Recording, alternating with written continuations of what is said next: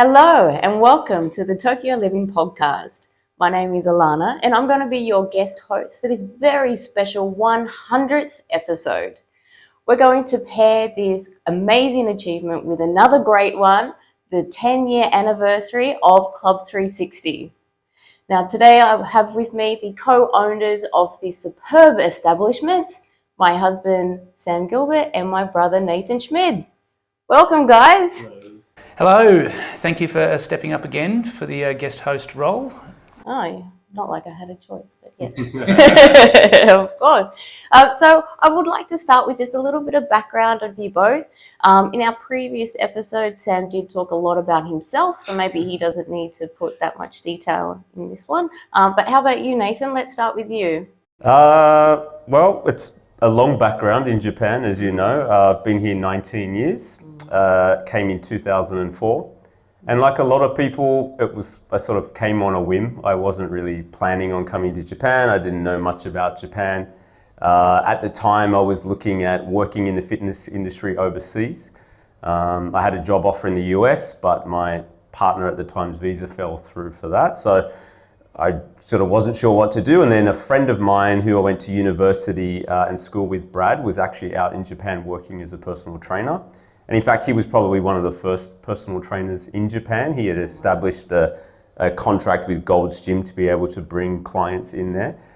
So he sort of created this unique job for himself here, one of the only expat trainers and one of the few actual personal trainers in Japan at the time. And that's paved the way for a lot of people. It really has. Yeah. So I obviously owe a lot of thanks to him. And it's just one of those situations, you just know this one person and it kind of changes your life.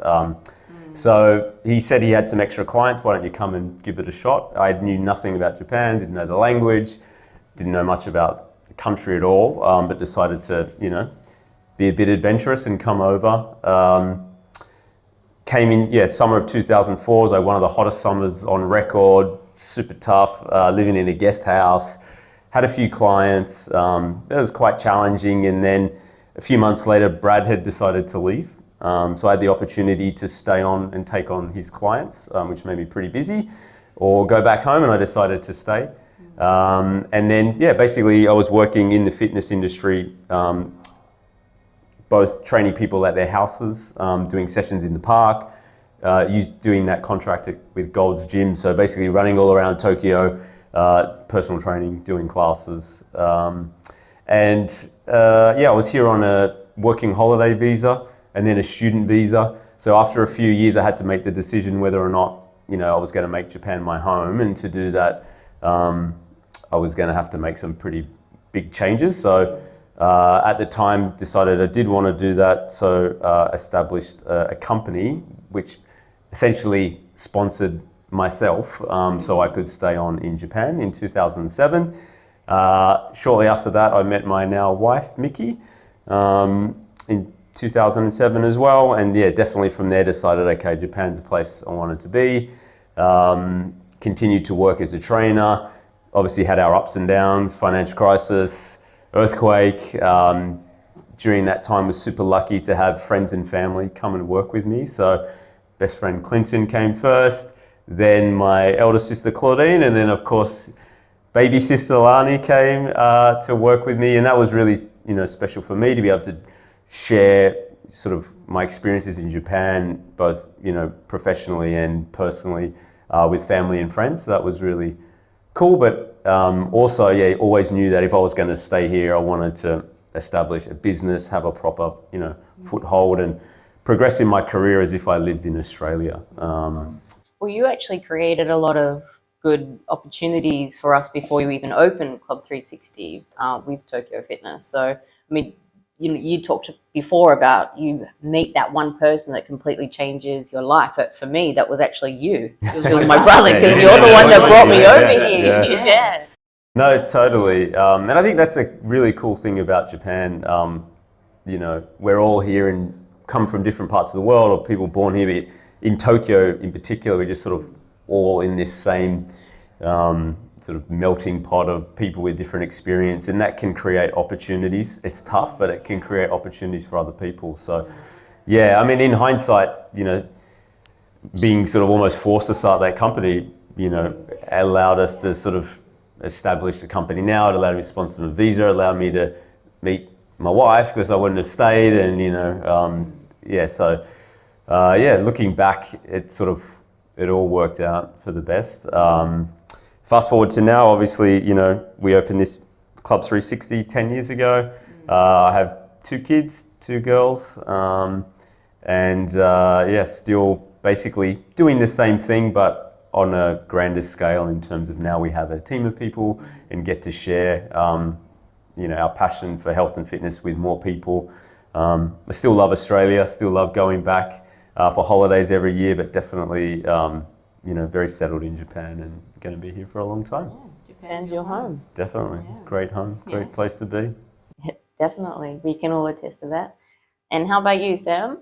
Yeah, so like you said, I did a whole episode last week talking about myself. However, I love talking about myself, so I'll do a little bit more of it here, but the condensed version.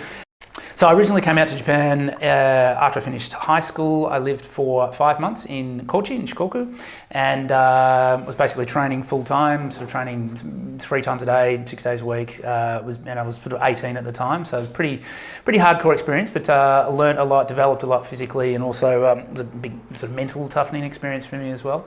Went back to Australia to qualify for the national team, and then also start my university degree after that.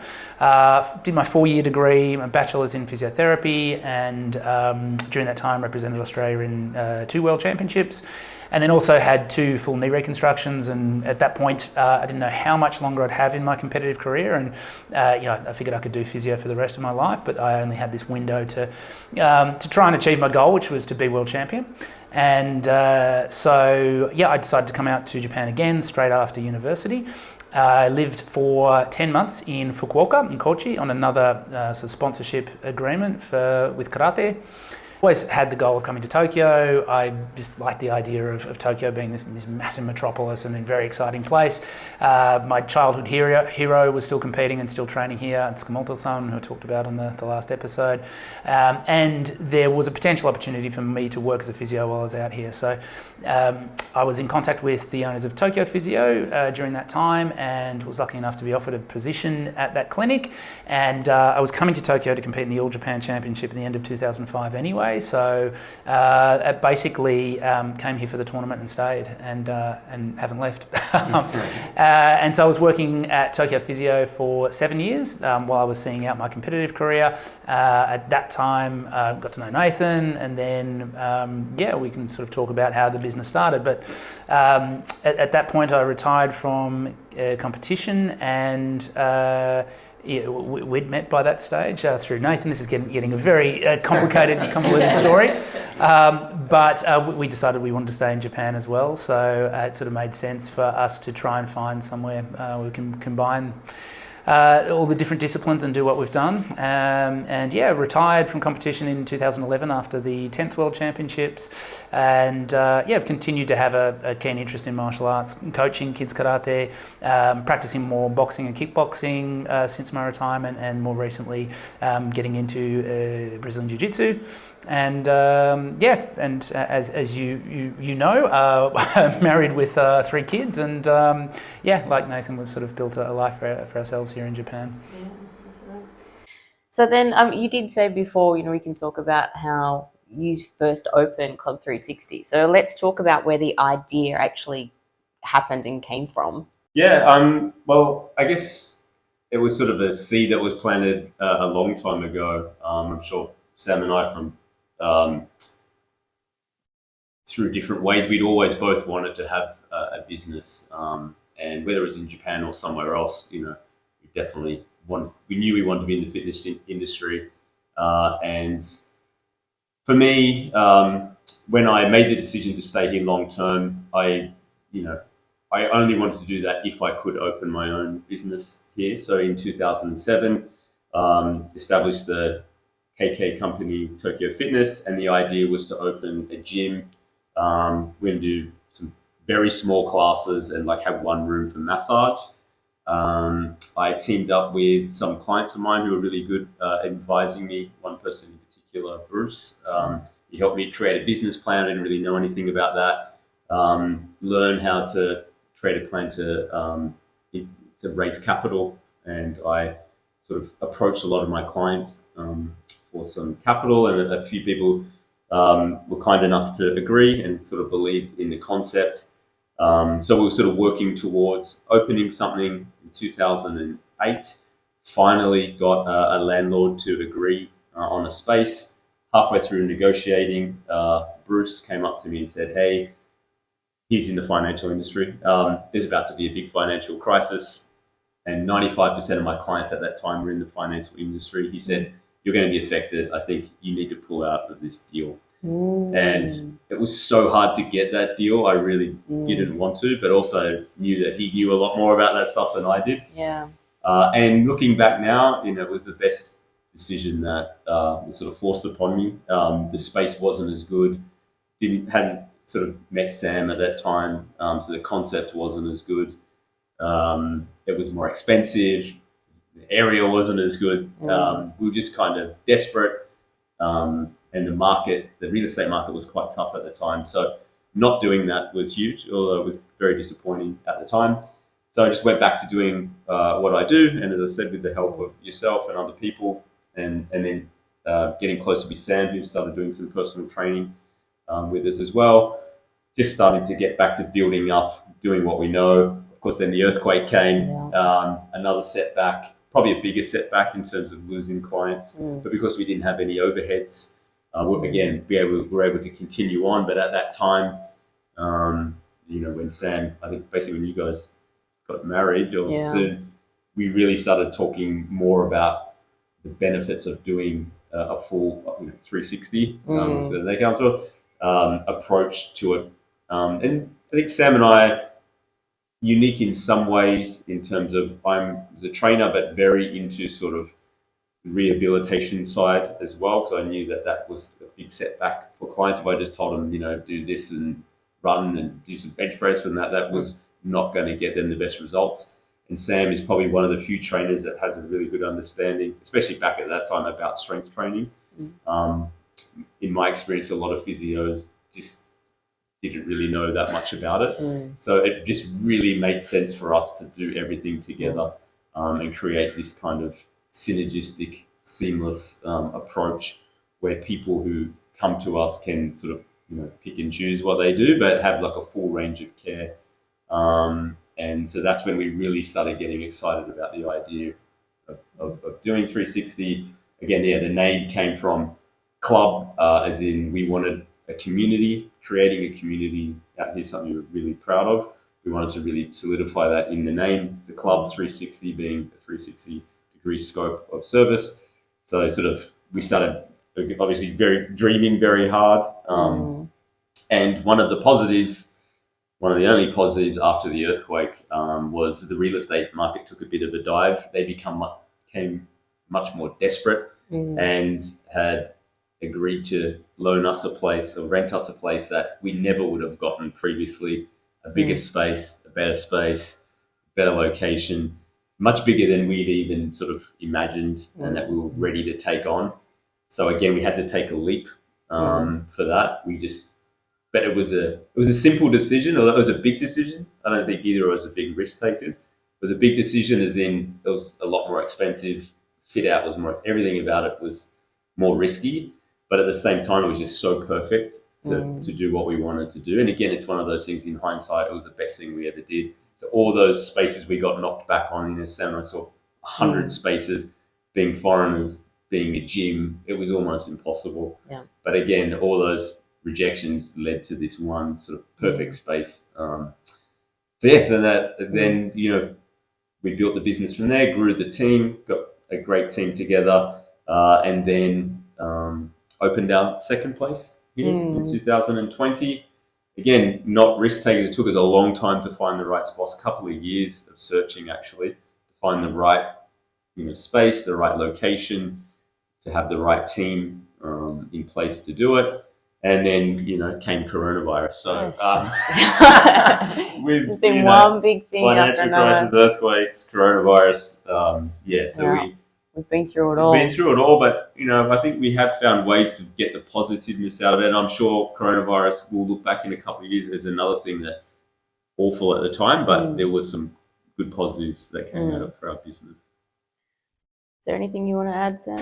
Yeah, I mean, it's just similar to what Nathan said. It started, I mean, for me, the ideas have started when actually the earthquake hit. I was in Australia competing in my last tournament down there, and I was meant to fly back on the Monday morning, and then the Friday, the earthquake hit, and we couldn't even communicate because of issues with telecommunications and things like that, and I just sort of started reevaluating things. I can remember driving from my hometown Ballarat to Melbourne to prepare for the competition, and my head was in a really weird space, and I sort of started thinking a little bit more about my life and about life after competition, and thought that I wanted to do something different. And it sort of started with, I was going to have my own sort of small clinic, maybe which is a little bit of basic gym equipment, and then we thought, well, maybe we should try and combine it and have a big enough space that we could both use. And then it started to build, and then we were looking for like a 150 square meter space, and like you said, we got knocked back on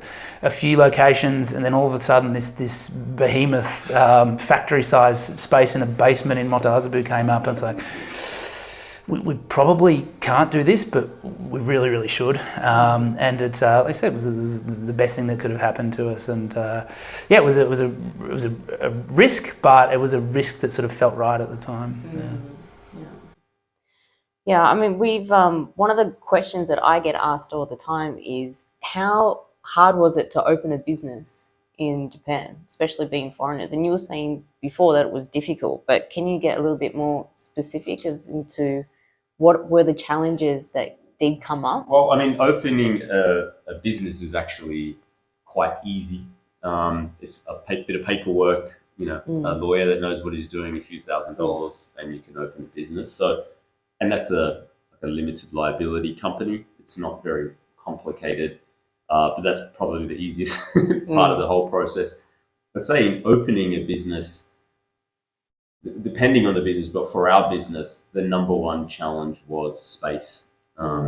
Again, real estate agents here or building owners aren't too fond of gyms, and probably even less fond of foreign business owners. So the fact that we had the limited liability company, well, I mean, that's probably the only reason we got any space. And again, looking back, the fact that we established the company in 2007, after that, I started basically running the business through that company. So we had paper trail, we had staff on salary, we had ingoings and outgoings. So by the time we were looking at a space, we had some history as a company, a small company, but there was some history. But even still, as Sam said, we got rejected from places we could easily afford. Like the main reason just that they didn't feel secure in having us. So that's another one. Another one is sort of the personal liability to that too. So basically for myself, I had to guarantor the buildings. So basically if the company didn't pay, they could come after myself. So again, most Japanese companies don't have to do that. So that was a big challenge and a big risk. And then, I think obviously there's the language and doing business in a different language. I think that even if you're okay speaking Japanese, it's a very different type of business language that they use. It is, yeah. And so I was fortunate enough. Mickey, my wife, obviously was instrumental in helping me because I wouldn't have understood a lot of what was going on. We had some other advisors along the way. And the other thing, I think the biggest challenge for anyone if they're thinking about doing something like this, it's the capital outlay is much greater here for a space because of the deposit demand. So I know in Australia you can get away with commercial property, pay 1, 2, 3 months deposit, whereas we had to pay more like 9 to 12 months deposit on each space.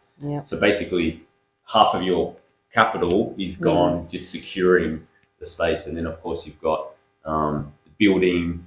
We're very fortunate to have a good relationship with a builder, as you know, because he's worked with you before. And done both salons for me. That's a massive challenge dealing with like design company and vendors. The fact that we had him made it a lot easier, but that was another challenge. And he actually he told us not to do the original space when we walked in. He's like, "You guys are crazy. It's too big. It's too much work. I recommend you don't do it." But he's always given us honest feedback, and so basically getting a place fitted out, getting a place in the first place, getting it fitted out, having the capital to pay for that is very challenging. And then after that, like every other company, it's creating the right team.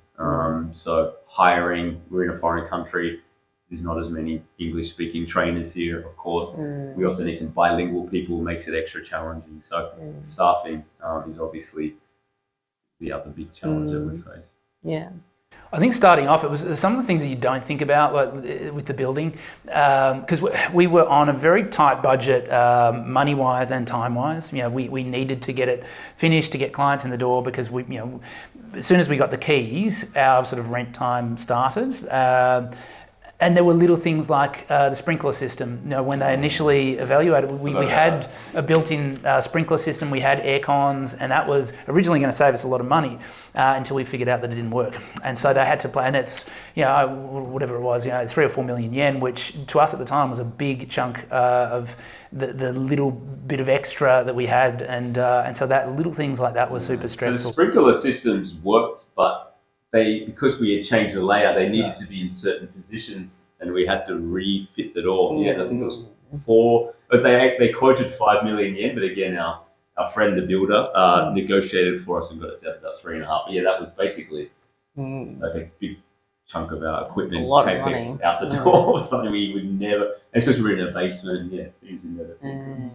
And we were doing things to try and save money, like the 3 of us painting the walls, and I went out to the to do my fire certification, which half of the stuff I didn't understand, and they rushed me through the test and gave me the certificate anyway, and all that sort of stuff. Like there's those little things that it all made part of the experience of building it, rather than just sort of walking in as if it was a franchise and just having everything done. I think that because we essentially built it from the ground and we know those ins and outs, I think it makes it all that more special. Yeah. So have there been any big moments that have actually stood out to you over the past 10 years? Sam, we'll start with you. I was trying to think of this today because I did write the question. I thought I'd better try and come up with an answer. There's a few little. So when we actually set up all the equipment at the first Motoazabu site, and we were sort of just having a bit of a celebration and some beers and some pizza in the reception, and just sort of looking at what we'd achieved and look what we'd put together, and just the excitement about starting the business. And even though I had a stomach full of pizza and a few beers, I just wanted to go out in the gym, threw some weight on, and just did a set of deadlifts, and just that thought that I'm now training, because I've trained since I was a little kid, but in all different gyms across the world, and now I was training in my own gym. That just had a very special sense to it. I think that hiring our first full-time employee, she wasn't with us for long, but Erin, I'm not sure what she's doing today. Haven't heard from her in a long time, but that sort of made it feel like, because it was sort of the 3 of us, and we had a few other people sort of working part time, but having her, and then Jan, boxing trainer, and then Yuji, and then it sort of, as we started to build a team, it's like, this is actually a real business. We're a real sort of company now. And then aside from that, I think that the moments are just very regular, and just walking into the facility when there's a lot of people there, maybe a full class, a bit of music going, full gym, and just seeing people enjoy themselves and interacting, and then interacting with each other, and just seeing that both the community, I think everything that we're trying to build in terms of giving people a quality health service, but also providing a community for people to interact with each other. Those moments pop up all the time, but they're still very special. Nice. Yeah, I mean, obviously probably very similar to Sam in that regard. But yeah, I mean, definitely lots of little moments and stuff you see when you're in the facility, but it's also things that you hear outside, and it's often when people had a few drinks and you bump into a client, and people are kind enough to express the impact we've had on their lives. That to me, it always hits me like, oh my God, sometimes you forget, the positive impact we're having on people's personal lives, their experience in Japan. So those moments really sort of striking to me. And then I guess one thing that sort of encapsulated all that, when we had our 5th year anniversary party on the Adidas rooftop, a lot of people came and just looking around at all these people that came to celebrate it with us, and saw that the community that we built, that was a really special moment. I mean, it's being in Tokyo. It's, even though it's one of the most populated cities in the world, it still feels like a bit of a small town because the expat population here is relatively small, and so I think that's really special to be in such a vibrant, exciting, amazing city, but then still have that tight knit community. And it's funny. Nathan mentioned Bruce, who was instrumental in setting up the foundations for the initial company, and then I hadn't seen Bruce for like 10 years. He was living overseas, and now he's back a couple of times a week training with Nathan in the gym, and it's sort of you sort of see that come full circle. And we've had a lot of people who have left and come back, and I think that's really nice as well. Yeah, it's amazing, isn't it? Yeah. I mean, I guess I wanted to ask what you're most proud of, but I think that's probably it. Or is there something else? I mean, I think it's a collective of that. I think it's for me, two things. It's the community that we've brought together. That I'm certainly proud of that.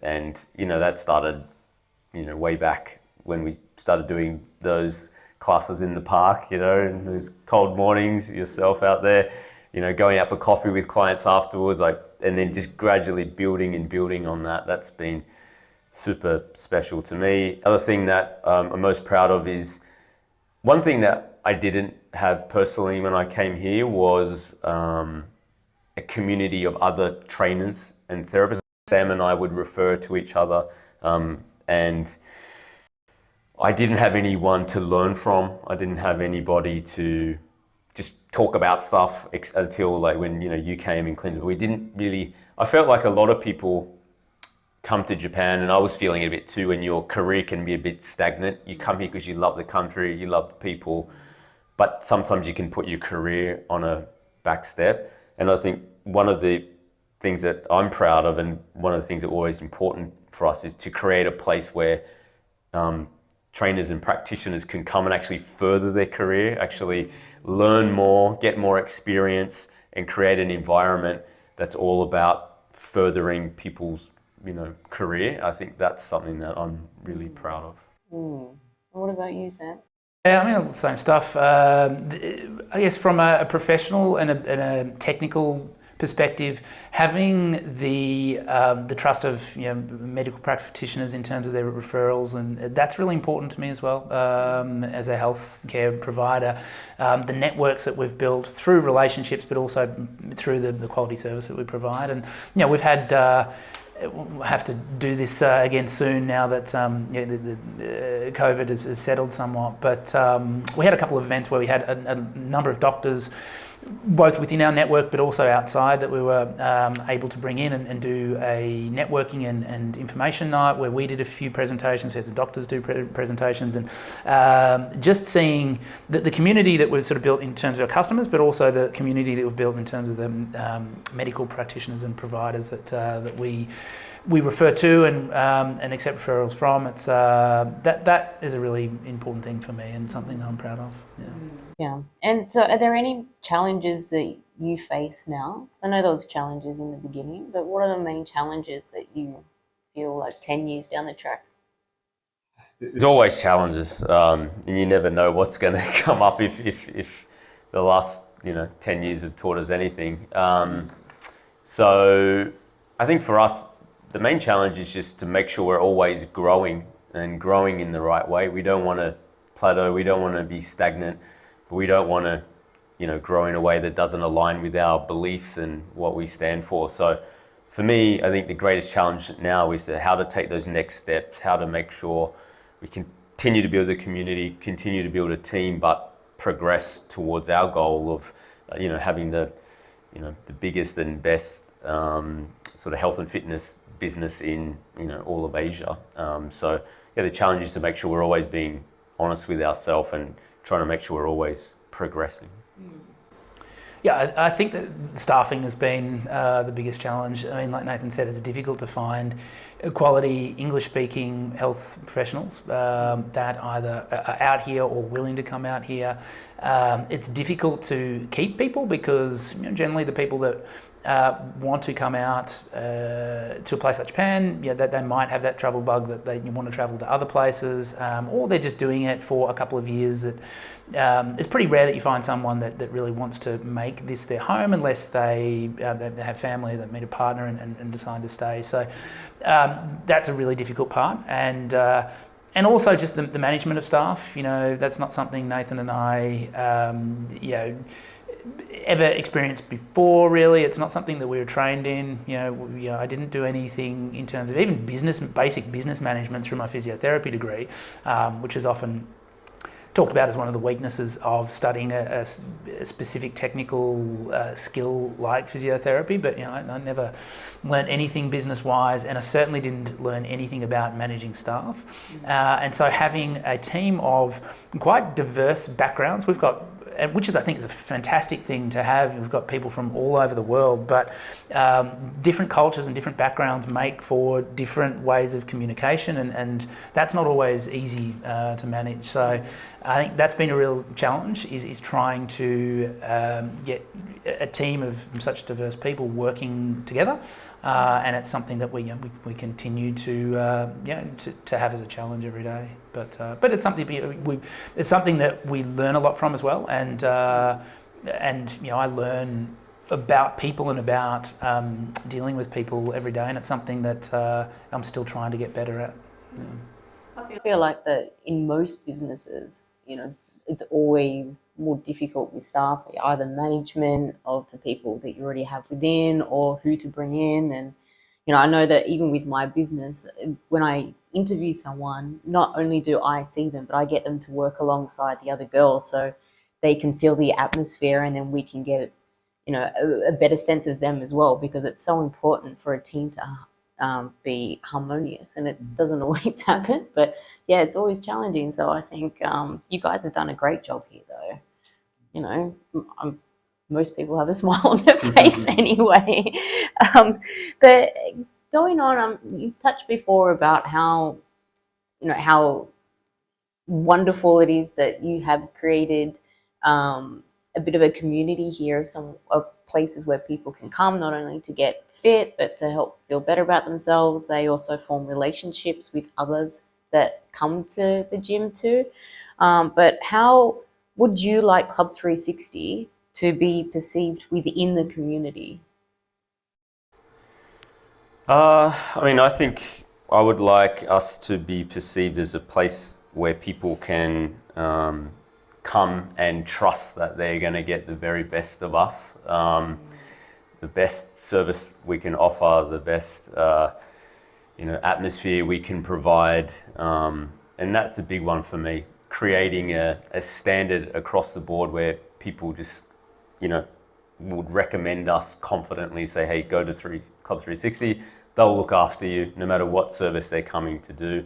So basically, just build that sort of trust and positiveness about the culture and environment that we have. Pretty much the same. I mean, like Nathan said, somewhere where people can come and know that the experience they're going to get is all about them, and people have a vested interest in their well-being and their success, and that they're going to have an enjoyable experience there. We want some, it's sometimes a little bit different between a training experience and a rehab experience. Rehab experience isn't always positive. It can be a very difficult experience, but we want to try and make that experience as positive and enjoyable as we can, and try and exceed expectations. If people come with an injury, I want to see them not just get back to where they were, but become a better version of themselves after they go through that process. It's like a home away from home for a lot of people. You break them and you fix them.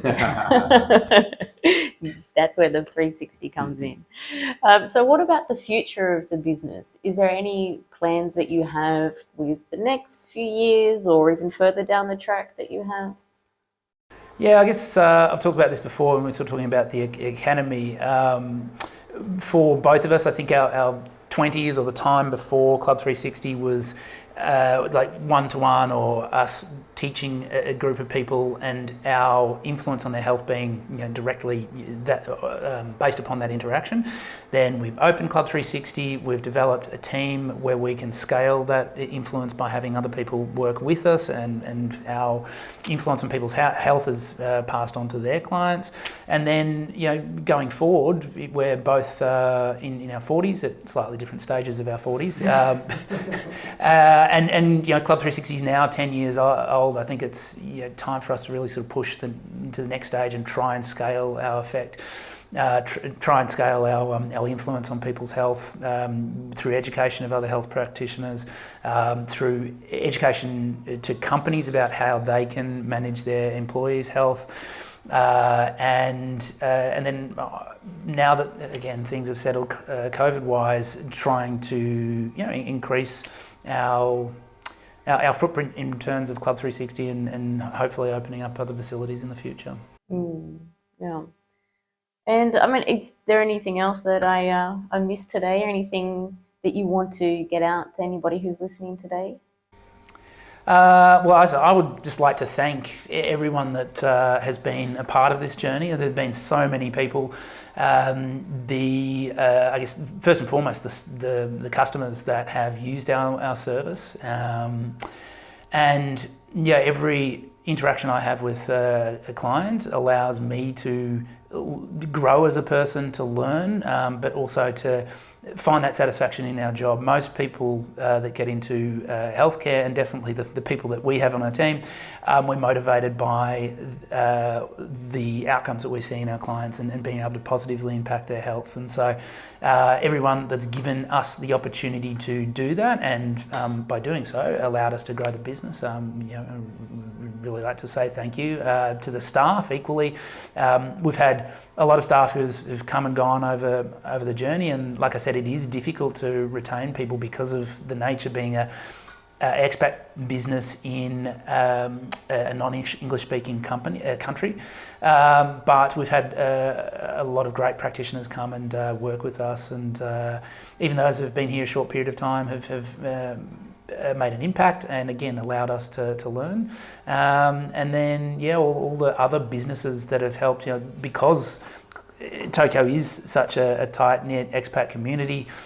We have had some great relationships with other businesses, in particular our medical referrers, and they've all sort of contributed to Club 360 building our reputation within the community. That probably sums up everything there quite well. But I mean, look, I've always been proud of what I do. I love my job. I love helping people, but Club 360, as Sam sort of alluded to, has allowed me to sort of spread that even further, by having a great team of people to work with, enjoy it with, instead of just enjoying it pretty much by myself, to celebrate those things with, and reach more people in our community who I also learn a lot from. I just feel super fortunate that get to work with such great people, both as clients, as a team, and also, of course, with Sam.